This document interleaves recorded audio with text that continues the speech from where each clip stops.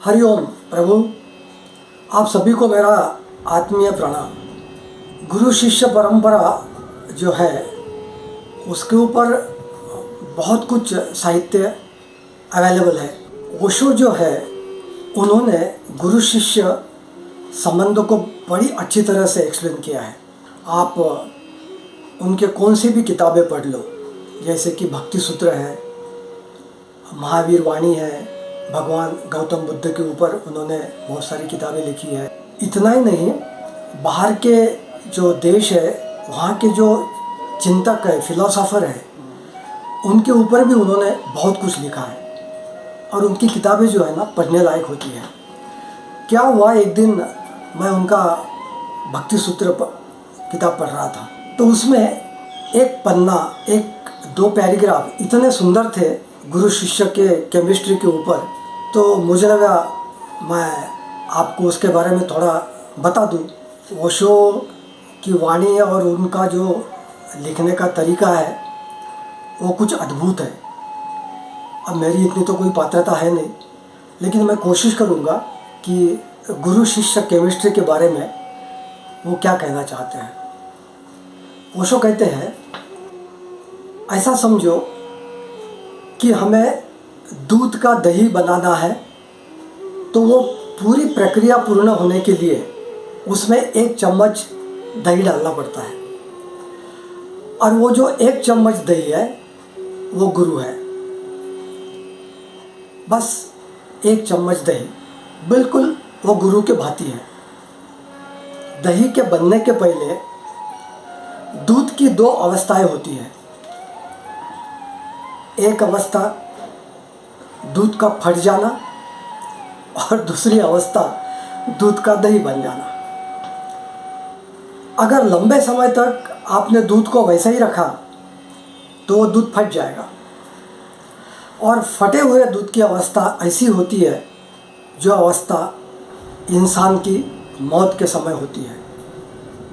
तो इस बात का ध्यान रखना बहुत ज़रूरी है कि दूध को ज़्यादा लंबे समय तक दूध नहीं रहने देना चाहिए। उसमें 1 चम्मच दही आपको डालना ही होगा। दही डालने के बाद दूध में कुछ प्रक्रिया होती है, रासायनिक प्रक्रिया होती है, और दूध में कुछ परिवर्तन होना शुरू हो जाता है। दूध की पूरी केमिस्ट्री बदल जाती है।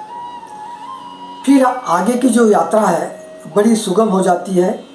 किसी के सहारा की ज़रूरत नहीं होती है, जैसा कि फिर दूध से दही, दही से मक्खन, मक्खन से घी, बस यात्रा पूर्ण हो गई। लेकिन उसमें एक बाधा है।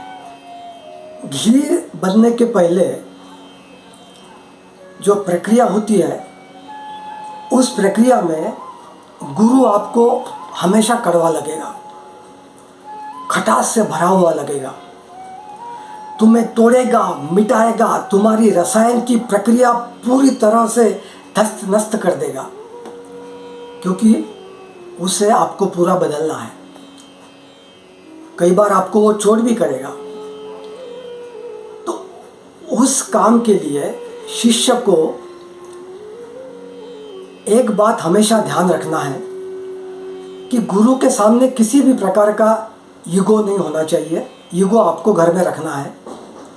100% समर्पण गुरु के सामने अगर आप कर पाओ तो आप दूध के दही से मक्खन और मक्खन से घी जरूर बन जाओगे। अगर ज़्यादा देर तक दूध आपने ऐसा ही रखा तो फिर से फट जाओगे। फिर दूसरा जन्म, फिर दूध बनना, फिर से दही का इंतज़ार, तो ये चक्र चलते रहता है। दूध दही के मामले में आप थोड़ा कंफ्यूज हो गए। ओशो है ही ऐसे, हमें बहुत कंफ्यूज करते हैं। लेकिन आप जितने बार ओशो को पढ़ोगे ना, उतने बार आपको आनंद आएगा। बस आज के लिए इतना ही। आपके अच्छे स्वास्थ्य के लिए मैं कामना करता हूँ, और प्रभु से इतनी तो प्रार्थना मैं ज़रूर करूँगा कि आपके जीवन में भी एक चम्मच दही कहीं से आ जाए ताकि आपका जीवन सफल हो सके। नमो नारायण।